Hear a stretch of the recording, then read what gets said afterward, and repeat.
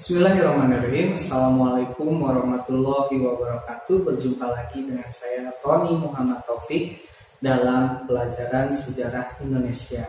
Nah, kita masuk ke bab yang baru tentang Islamisasi dan silang budaya Nusantara. Nah, sebelum masuk ke materi Islamisasi, kita bahas dulu secara singkat sejarah Islam. Islam merupakan ajaran agama yang diturun-temurunkan di Jazirah Arab, mulai dari Nabi Ibrahim sampai ke Nabi Muhammad.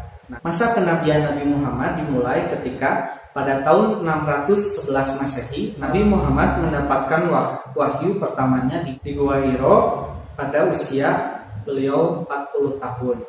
Nah, masa dakwah Nabi Muhammad di Mekah itu dilaksanakan secara sembunyi-sembunyi selama 3 tahun, kemudian dilanjutkan dengan dakwah secara terang-terangan. Nah, dakwah secara terang-terangan ini mendapat penolakan dari orang-orang Mekah itu sendiri, dari Bani Quraisy. Nabi Muhammad beserta para sahabatnya melaksanakan hijrah pada tahun 622 Masehi. Nah, tahun inilah yang menjadi titik awal dari perhitungan kalender Islam, disebut dengan kalender Hijriyah.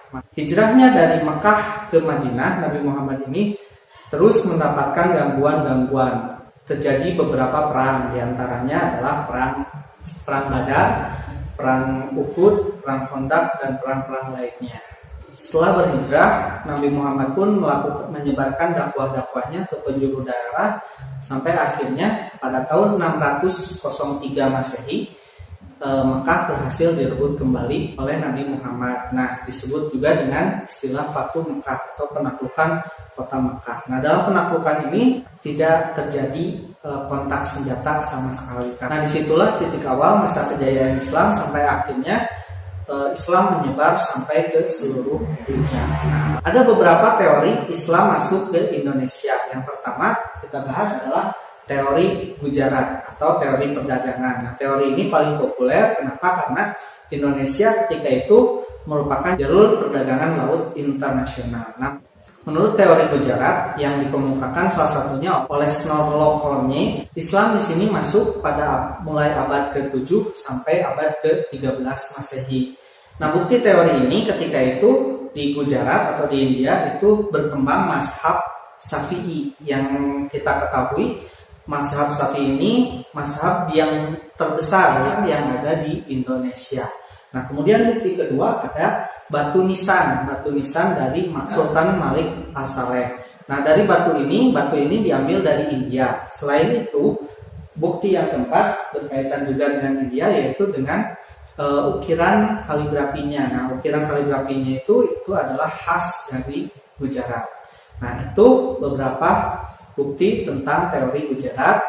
Selanjutnya kita lanjut ke teori Persia atau disebut juga teori Syiah. Nah, teori Persia ini menyebutkan bahwa Islam datang ke Indonesia itu melalui Persia atau sekarang disebut juga dengan Iran. Nah, di Iran itu berkembang ajaran Syiah, di mana ketika itu Islam terpecah menjadi dua, ada Sunni, ada Syiah. Nah, Syiah itu berfokus di Iran atau di Persia. Nah, di sini yang menyebarkan Islam ke Nusantara itu adalah orang-orang Persia atau orang-orang Syiah ketika itu. Kenapa? Apa buktinya? Nah, yang kedua di sini ada peringatan 10 Muharram. Nah, peringatan 10 Muharram itu biasanya diperingati sebagai hari Asyura. Nah, hari Asyura ini peringatan wafatnya Husain bin Ali, cucu dari Nabi Muhammad. Nah, dalam peristiwa perang Karbala. Nah, umat Syiah itu melaksanakan hari raya Tabot atau disebut juga Tabwih di beberapa tempat untuk mengenang atau meratapi kepergian dari cucu Nabi Muhammad tersebut. Nah, poin yang selanjutnya adalah perayaan Tabuk di Pariaman. Nah, Tabuk dengan Tabuk itu masih sama. Kalau Tabuk itu sebutan untuk wilayah daerah Bengkulu, kemudian untuk Tabuk ini di Pariaman, Sumatera Utara. Nah, seperti ini gambaran perayaan Asyura atau perayaan Tabuk dan Tabwih. Nah, itu beberapa bukti dari bahwa Islam masuk ke Indonesia itu melalui orang-orang Persia atau orang-orang Iran yang menyebarkan di Indonesia. Nah, ada bukti lain, yaitu bukti dari teori Arab atau teori Mesir, atau orang Arab sendiri yang datang ke Indonesia kemudian menyebarkan di seluruh Indonesia. Nah, teori ini yang pertama menyebutkan bahwa di tahun pertama Hijriah Islam sebenarnya sudah masuk ke Indonesia melalui beberapa utusan-utusan yang disebar oleh Nabi Muhammad hingga sampailah ke Indonesia. Nah, teori Arab atau teori Mesir ini dikemukakan oleh Buya Hamka. Nah, Buya Hamka menyebutkan bahwa Islam masuk ke Indonesia itu sudah dari awal atau dari tahun pertama Hijriah. Nabi Muhammad hijrah dari Mekah ke Madinah itu sudah mengirimkan utusan-utusan ke beberapa tempat di dunia, termasuk salah satunya adalah ke Indonesia menurut teori ini. Nah, kemudian yang kedua adalah poin kedua dibawa oleh para musafir atau para pengembara sampai ke Indonesia. Kemudian teori yang ketiga ini dibuktikan dengan Raja Samudra Pasai bernama Malik Al-Saleh.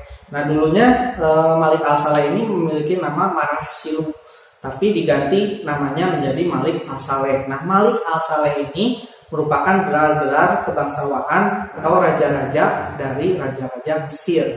Nah, kemudian yang selanjutnya adalah bukti bahwa Islam masuk dari orang-orang Arab. Di Sumatera itu ada sebuah kampung, namanya adalah Kampung Bandar Kalipah. Nah, isinya adalah orang-orang Arab.